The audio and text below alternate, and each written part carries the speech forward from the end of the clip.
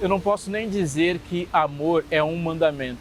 Algumas pessoas chegaram a dizer que amor é o 11º mandamento. Mas olhando para a Bíblia com um pouco de profundidade e lentidão, do jeito que ela exige que se veja, e ouvindo Jesus falar na seriedade com que ele fala, todas essas expressões são imprecisas. Ele não disse que o amor é o maior dos mandamentos, também não disse que o amor é o 11º mandamento. Ele disse que amor é o mandamento. Tudo deriva dele e disso dependem, disse ele, toda a lei e os profetas. Portanto, tudo que foi dito, tudo que está sendo dito, desde Moisés e começando por Moisés, passando pela mesma expressão, todos os profetas, tudo está alicerçado e enraizado no amor. Deus disse assim que você deveria amar os seus inimigos e orar pelos que te perseguem. Esse mesmo Jesus falou que você deveria amar o semelhante, amar o próximo. Pensando no semelhante, no próximo e no inimigo, obviamente não sobrou ninguém. Em todas as coisas juntas nós chegaremos à mesma conclusão. Devemos amar a todos e em absolutamente qualquer circunstância. A parábola do bom samaritano cai como uma tonelada sobre o nosso desejo de não amar ou para selecionar o amor. Mas se você olhar um pouco mais na Bíblia, há outras sentenças. Na primeira carta que João escreveu, 1 João capítulo 2, verso 15, ele não começa com uma sugestão, ele não começa com uma reflexão. Ele começa dizendo assim: não ameis o mundo e nem as coisas que há no mundo. Ele está mandando não amar. Pois é, olhando para ele, então eu preciso definir o que é o amor, por que esse não e o que é esse mundo. E isso é fundamentalmente necessário hoje. Eu preciso conversar com você sobre isso, com a Bíblia aberta, então não saia daí. Está só começando o Fé para Hoje.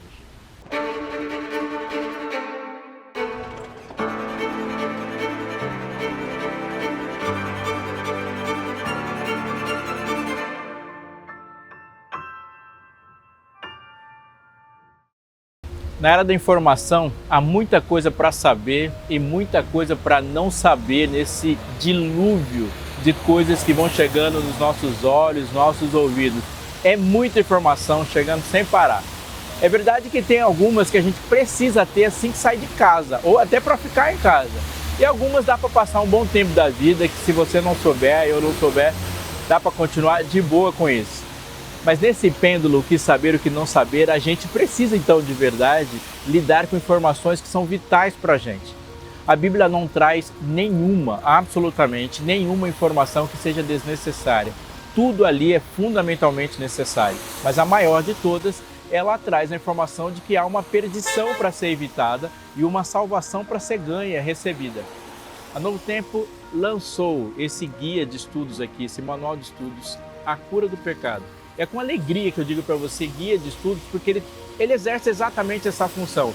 É como ele segurar na sua mão e te levar para ir mais fundo, navegando pelos versículos da Bíblia e nos trazendo as informações de uma maneira sistematizada, didática, profunda e de enorme valor para nós, para você e para sua família. Então, a única coisa e a única pessoa que te impede de ter um manual de estudos como esse é você mesmo. Porque ele é totalmente gratuito. O manual é gratuito, o envio é gratuito, a matrícula na escola bíblica também é gratuita. Aí da sua casa, você simplesmente fala com a gente, liga pra gente, manda uma mensagem, entra no site da escola bíblica, você até escolhe e espera que daqui a alguns dias vai chegar até a sua casa. Quando você ligar para cá, fala assim: eu quero um guia de estudos bíblicos, A Cura do Pecado, que eu vi lá no Fé para Hoje, o pastor Robson falou comigo. E já começa a desfrutar dessas informações que são importantíssimas para você.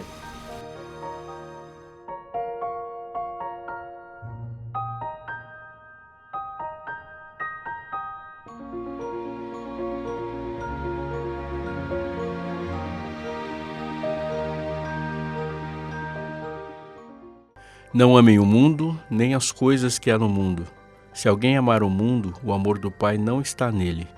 Porque tudo o que há no mundo, os desejos da carne, os desejos dos olhos e a soberba da vida, não procede do Pai, mas procede do mundo.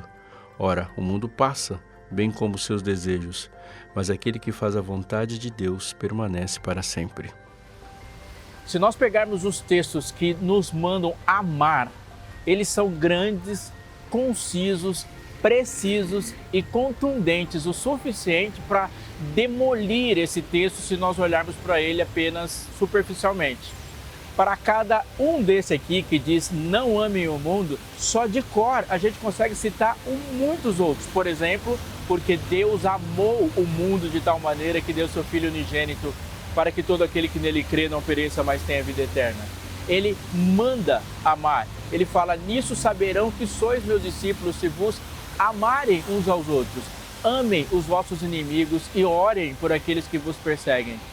Amar a Deus sobre todas as coisas e amor ao próximo como a ti mesmo. Tenho, porém, contra ti, diz a carta à igreja de Éfeso, encontrada na primeira parte do livro do Apocalipse, que você perdeu o primeiro amor. E o primeiro amor é a quem? A quem foi o alvo das suas obras, portanto, ao mundo. O texto diz, e muitos textos dizem sobre esse amor que é devido. O amor não é apenas uma sugestão na Bíblia, o amor é uma ordem, e também não é só uma ordem, o amor é uma característica. Sim, há uma identidade, nisto saberão que sois meus discípulos. Mas tem mais do que isso ainda. Quando Jesus fala assim, se você não amar a mim mais do que você ama o seu pai ou sua mãe, você não é digno de mim. E ele compara um amor, o amor que você vive, o amor que você deve manifestar, ele deve ser tão grande nessa comparação que ele faz, tão grande, tão maior, tão mais profundo, que os outros sentimentos vão parecer ódio. Que ele fala, se alguém não aborrecer o pai e a mãe. E todas essas coisas, pai, mãe, amigo, inimigo, próximo, o outro, tudo isso compõe o que podemos chamar de mundo. Não devemos amar apenas, devemos amar de uma maneira identitária. A identidade do Filho de Deus é de amor. Aquele que não ama não conhece a Deus, porque Deus é amor. Mas ele fala também de uma profundidade, de uma radicalidade nesse amor, porque o amor que nos deve envolver a vida, as decisões e o planejamento deve ser um amor maior do que tudo. Resumindo, nós como cristãos devemos amar acima de tudo, com mais radicalidade do que tudo e com mais disposição do que tudo e que todos. É o tipo de amor que conta muito. Não melhorou muito, né? Quando a gente chega lá no texto, ele fala, não ameis o mundo e nem as coisas que há no mundo. E se alguém amar o mundo, e começa, e o se joga um peso enorme nessa questão. Pois bem, para que a gente entenda e devemos nos levar e nos colocar nesse desafio bíblico para compreender e para usufruir desse resultado, dessas conclusões, nós precisamos dar uma destrinchada no texto para entender primeiro o que é amor e de seguida vamos entender o que é mundo.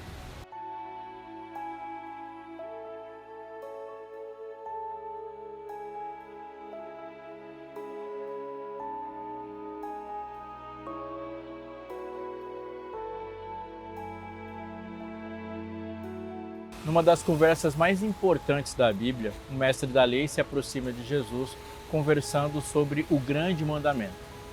Esse texto é bem conhecido. Quando Jesus, então, conversando com ele sobre o grande mandamento, é perguntado, Jesus devolve a pergunta e fala você, o que diz a lei, como interpretas? Então ele dá a resposta que deve ser dada. E ele tira, e nós podemos tirar do texto principal, que é de Deuteronômio 6, que é ouve Israel. E aí ele diz, amar a Deus sobre todas as coisas e ao próximo como a ti mesmo. E Jesus falou, respondeste bem, faze isso e viverás. Jesus define, e não define só nesse texto, ele define pela Bíblia inteira que todos os mandamentos derivam deste mandamento. E isso é muito importante para a nossa compreensão. Todos os mandamentos derivam deste mandamento. Amar e amar. Amar a Deus, amar ao próximo. Num desenho didático mental, podemos pensar numa relação com o outro absoluto, separado de tudo que existe, Deus, e o outro semelhante, o próximo. Nesse sentido, ele define e explica, e essa parte é muito importante na compreensão do que Deus pensa sobre o amor. Eu vou daqui a pouco associar um outro texto cheio de sims, mas antes disso a gente vai precisar compreender o que é o mandamento e o amor cheio de nãos. E acrescente isso à sua concepção de amor, porque senão ela não é uma concepção de amor. A partir disso a gente pode inferir o seguinte: os anjos que não experimentam as tentações e o pecado que a gente experimenta amam. A resposta é sim, eles amam, porque toda criatura de Deus é feita a partir da lógica de Deus, e a lógica do governo de Deus para todo o universo é o amor. O amor é a constituição pela qual Deus governa, é a digital de Deus. E eles obedecem, portanto, o mesmo mandamento que a gente? Sim, amar a Deus e amar o próximo. Mas na compreensão dele, desse mesmo mandamento, existe não matarás, não adulterarás, não furtarás, não dirás falso testemunho? E a resposta é não, porque eles não são tentados a partir dessas coisas. Então por que pra a gente tem assim? Porque Deus, anote isso, não apenas nos diz o que é amor, mas ele diz como se ama e qual é a configuração desse amor no nosso contexto, onde nós somos tentados a fazer coisas que não se relacionam com esse amor. Tiago, quando comenta sobre isso e falando sobre a lei, ele chama a lei de lei perfeita e lei da liberdade, diz que aquele que guarda todos os mandamentos e tropeça em um só ponto se torna culpado de todos. Mas antes de dizer isso, e nesse contexto, Tiago comentando, ele fala que da lei régia, a lei da liberdade, e fala do mandamento primeiro, o mandamento de ouro, a lei régia, que é amarás o teu próximo como a ti mesmo. E ele coloca isso no meio do texto. O que Tiago está dizendo? Ele está dizendo que há vários diagnósticos do mesmo problema, e o problema é não amar. Portanto, não é necessário quebrar todos os mandamentos para se entender que não se está amando. Cada um ou todos eles indicam para a mesma coisa. O amor envolve um tipo de comportamento específico. Então, quando nós olhamos para os 10 mandamentos, nós vamos perceber que tem mais nãos do que sims lá. Por exemplo, não terás outros deuses diante de mim. Não farás para ti imagem de escultura. Não tomarás o nome do Senhor teu Deus em vão. Não matarás, não adulterarás, não furtarás, não dirás falso testemunho, não cobiçarás. Pensou a quantidade de nãos? E todos eles estão falando de amor, porque todos esses mandamentos estão resumidos em amar a Deus sobre todas as coisas e ao próximo como a si mesmo. O que podemos compreender dessa quantidade de nãos descritas nos 10 mandamentos é que Deus não apenas nos diz que devemos amar, Ele nos diz como devemos amar. E há uma porção de coisas que nós não devemos fazer ao estarmos amando. Mesmo que a gente popularize essa expressão de um amor livre, quando Deus nos fala de amor, Ele não é tão livre assim, porque o amor tem um formato. Quando nós olhamos para o texto de 1 João, quando ele diz assim que aquele que não ama não conhece a Deus, porque Deus é amor, nós vamos imediatamente chegar à conclusão de que não compreendemos o amor de Deus sem compreender Deus, e não compreendemos Deus sem compreender o amor de Deus. E o amor com que Deus nos chamou para amar não é o nosso amor, é o amor dele. João escrevendo, quando ele relata a oração sacerdotal de Jesus, no Evangelho de João, capítulo 17, ele vai dizer assim, no meio da oração, e Jesus diz essa frase: a fim de que o amor com que me amaste esteja neles, e eu neles esteja. Portanto, o amor que devemos manifestar para todas as pessoas, e principalmente para Deus, não é um amor que nós produzimos para as pessoas, e não é um amor que nós produzimos para Deus. É o amor que Deus produz em nós para as outras pessoas. Numa conclusão disso tudo, podemos dizer que nós manifestamos o amor de Deus para as pessoas. Deus ama por meio de nós e nós somos incapazes de produzir de fato um amor genuíno. Na primeira carta que Paulo escreveu para a igreja que está em Corinto, 1 Coríntios 13, esse capítulo famoso sobre o amor, ele diz muitos sims sobre o amor. Ainda que eu fale, começa o texto em 1 Coríntios 13, a língua dos homens e dos anjos, se não tiver amor, eu serei um barulhão. Ele cita o metal que soa, o símbolo que retire. E aí ele faz uma lista de definições sobre o que o amor é. O amor é paciente, é benigno, o amor não arde ciúme, não se ufana, não se ensoberbece. O amor não se exaspera, não se ressente do mal, não procura seus próprios interesses. Ele diz o que esse amor é. Ele define esse amor. Mais do que um amor que não toma atitudes imorais, ele não tem uma construção a partir de determinados sentimentos que não se relacionam com aquilo que o amor é. Ele é eterno, ele permanece, ele está associado à fé e à esperança no grupo das coisas que ficam. O amor é assim, ele diz. Então ele fala para aquela igreja em Corinto dizendo assim, olha, você pode estar fazendo uma porção de coisas, mas isso não é por amor. Você pode estar vivendo e tendo atitudes que o mundo pode te aplaudir, mas amor não é bem assim. Então eu preciso te dizer o que é amor para você avaliar as suas coisas. Tanto 1 Coríntios 13 quanto o Êxodo 20 nos dão uma definição clara de amor e não permitem que nós digamos que o que nós estamos sentindo, fazendo, vivendo é amor.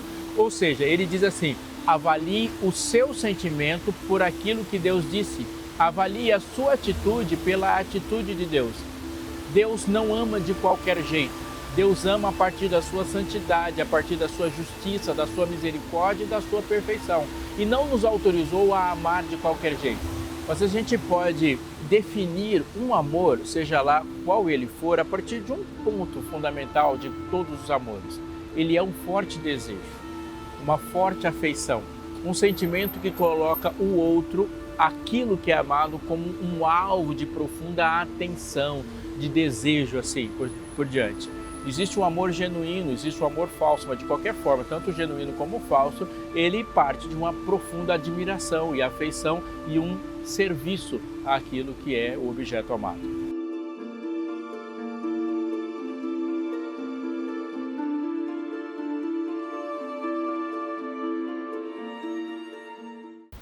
O que João diz no seu texto é que o amor existe. Ele diz que nós amamos e temos profunda afeição, podemos ter profunda afeição e colocar o alvo da nossa energia, do nosso serviço, da nossa admiração, da nossa entrega para determinadas coisas. Mas o João está dizendo também que não é só amar, porque Deus diz que o amor existe e diz que nós podemos amar, mas Ele não apenas diz que devemos amar, Ele nos diz quem e o que nós devemos amar. E isso é super importante no texto. Deus diz ame, mas não diz só ame, Ele diz o que você deve amar. Há um exemplo interessante no livro do Apocalipse, porque lá no livro tem duas mulheres, uma meretriz e uma noiva, uma pura e uma prostituta. E ambas estão adornadas, ambas estão vestidas e ambas estão caminhando. Mas uma caminha para a destruição e a outra caminha para a eternidade. Mas ali, antes mesmo da gente começar a falar sobre os adornos dela, uma é aprovada porque ela está arrumada para o seu esposo. Ela ama o seu esposo, se dedica ao seu esposo e caminha para o seu esposo. A meretriz também está caminhando, ela também está amando, ela também está adornada e ela também tem um projeto, mas é para o dragão e esse é o problema dela. A meretriz podia simplesmente dizer: Senhor, você não mandou amar? Eu estou amando, só estou amando o dragão. E Deus fala: não, não é bem assim. Não ameis o mundo. Não use uma coisa que eu disse para você fazer e que te dê a possibilidade de você viver e direcione para algo que eu disse para você não direcionar. Vou repetir porque o óbvio, para ser óbvio, precisa ser repetido várias vezes. Deus disse que você devia amar, amar sobre todas as coisas, mas Ele também disse quem, o que e como. Olhando para o texto, a gente vai perceber algumas coisas que João está dizendo. Primeira, ele diz: não amem o mundo, nem as coisas que há no mundo. Se alguém ama o mundo, o amor do Pai não está nele. O que João está dizendo é que, primeiro, vamos pensar, amor não é assim tão livre. O que já falamos, Deus define o que é amor, Deus define como se ama. Isso coloca e está diretamente relacionado à santidade dele. Mas ele diz mais uma coisa: isso que muitas vezes as pessoas estão chamando do amor de Deus, o amor do Pai, o amor que Jesus mandou amar e, portanto, eu estou cumprindo o mandamento porque eu estou amando, João fala: não, esse amor não é o Pai, do Pai. Porque se você está amando uma coisa que Deus disse que não era para amar, esse amor que você está manifestando não é o amor de Deus. Porque todo amor que existe no planeta, sendo genuíno, tem apenas uma fonte: Deus. Se você está amando o mundo, esse amor é seu e não de Deus. O texto continua dizendo o seguinte: porque tudo que há no mundo, e ele vai dizer o que há no mundo, anote, desejos da carne, desejos dos olhos e a soberba da vida. E ele diz que isso não procede do Pai, mas procede do mundo. Ele vai colocar mais uma informação, de que esse amor ele foi produzido por uma sedução que o próprio mundo gerou. E ele coloca 3 categorias e 2 se unem: os desejos dos olhos e os desejos da carne. Então ele coloca 2 coisas que estão do lado de dentro e uma que aparece do lado de fora. E esse desejo dos olhos, o desejo da carne, em outras versões a palavra usada ali é concupiscência. O que ele vai dizer é que há algo da relação o mundo que provoca determinados desejos e a carne, ou seja, uma natureza pecaminosa que se inclina e se alinha com esses mesmos desejos. Ele está dizendo o seguinte: olha, esse amor que você gerou, primeiro, não é meu. Esse amor que você gerou é seu. Segundo, essa relação de amor é a partir daquilo que você já desejava para si mesmo e que o mundo produz numa relação de manipulação entre ambos, ou seja, é o caído que pensa em coisas caídas. E aqui vai um bom e importante recado para quem está pensando na sua vivência de fé. Eu estou dizendo de uma comunidade religiosa, de uma expressão de culto, de uma igreja. Quando uma igreja usa métodos mundanos ou carnais para atrair pessoas, ela só vai atrair pessoas mundanas e carnais.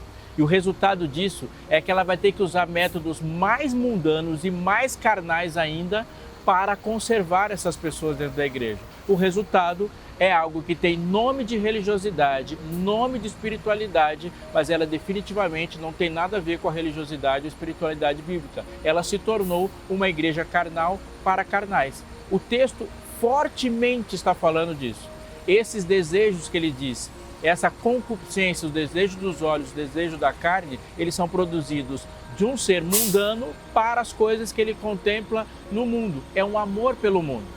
É muito importante pensarmos na definição de mundo, porque a expressão mundo, mesmo nesse texto, ela é variada. Por exemplo, no texto de João, capítulo 3, verso 16, o famoso texto, porque Deus amou o mundo, claramente Deus está dizendo que mundo ali são pessoas. Ali você pode colocar os inimigos, como pode colocar o próximo.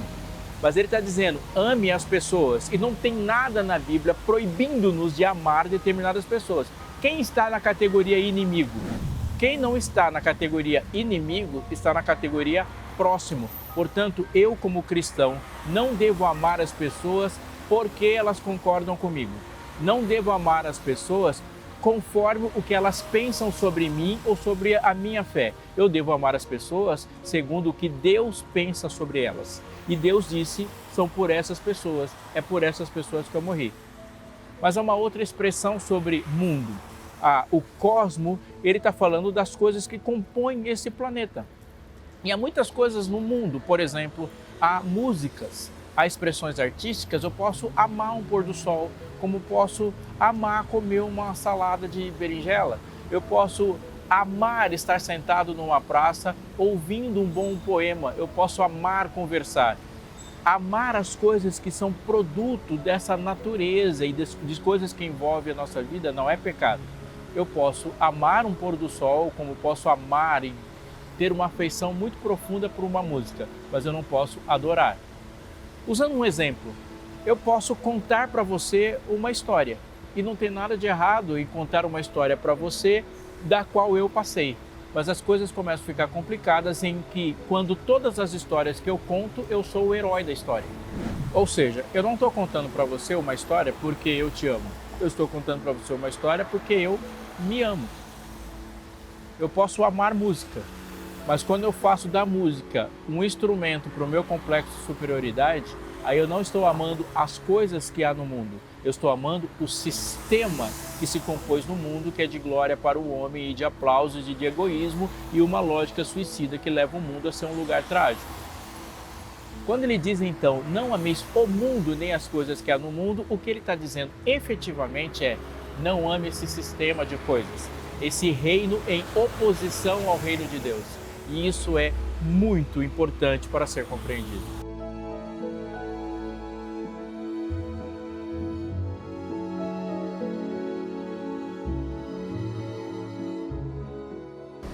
Ora, diz o texto, o mundo passa, bem como os seus desejos, mas aquele que faz a vontade de Deus permanece para sempre. Antes de terminar, sinteticamente, é muito importante entendermos o que todos esses textos dizem para a gente nesse mundo cheio de amores. Ele diz que é necessário amar, sim, mas é necessário amar conforme o autor do amor disse. O texto bíblico profético proferido por Jesus, ele disse que no momento anterior à sua volta, o amor se esfriaria de quase todos. Mas ele não disse que as pessoas iriam simplesmente parar de amar tudo.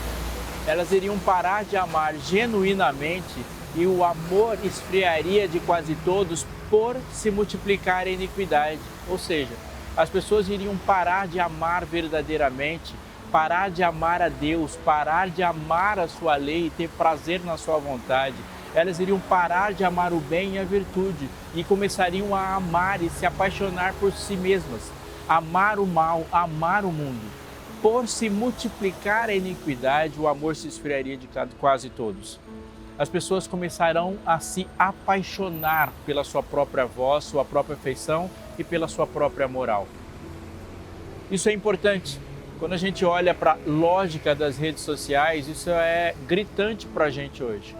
Você pode ter 1, 2, 50 mil, 1 milhão de seguidores e ser chamado de influenciador e chamando muita gente de influenciador. A realidade é taxativa e conspiratória contra uma lógica de ser seguida. Porque você rapidamente vai perceber que você não é seguido. As pessoas não seguem você, elas se seguem através de você. E se quiser fazer um teste, é só postar uma frase, uma imagem ou dizer alguma coisa que as pessoas discordam. E necessariamente, naquele momento, quem está seguindo você vai deixar de seguir. Ou seja, as pessoas estão se ouvindo em todas as imagens e frases que leem. Porque num mundo como esse, a maior de todas as paixões, ou a paixão mais concorrente que existe, é quando a gente está amando outro, conforme a lógica do mandamento, ou quando a gente está se amando usando os outros. Não amar o mundo é exatamente isso que ele está dizendo. Pare de se apaixonar por si mesmo por meio de outras pessoas. E quando se ama o mundo, se ama instrumentações, se ama formas e ama uma palavra que a Bíblia vai dizer muito. Amar o mundo é ser idólatra, ou seja, há uma relação de troca espúria nesse amor, onde não existe nenhum tipo de sacrifício. Não dá para terminar sem falar disso, mas por favor atente para isso. A lógica do amor do mundo é uma lógica onde o outro se sacrifica, alguém sofre, alguém se entrega e eu só recebo, só sou beneficiado. Se faz bem para mim, tudo bem. Se me faz feliz, tudo bem. Mas há um texto e ele é importante de ser dito. Paulo, falando com a gente sobre isso, diz, escrevendo para os Filipenses: tende em vós o mesmo sentimento. Mas a melhor tradução ali não é sentimento, é um comportamento, a mesma lógica de pensamento. Assim fica, que houve em Cristo Jesus. Porque ele, subsistindo em forma de Deus, não julgou ser direito dele permanecer na sua lógica, da sua posição, no seu status divino, mas ele abriu mão disso tudo para encarnar e vir morrer. Essa é a lógica do amor. É assim que o amor funciona. Não ameis o mundo. Ame a Deus, conforme Deus diz para você amar. E olhe para os critérios e para os parâmetros que Deus diz para você de como o amor está acontecendo. O amor não se dissocia de justiça. O amor não se dissocia de santidade. O amor não se dissocia da pessoa que o criou. O amor permanece para sempre.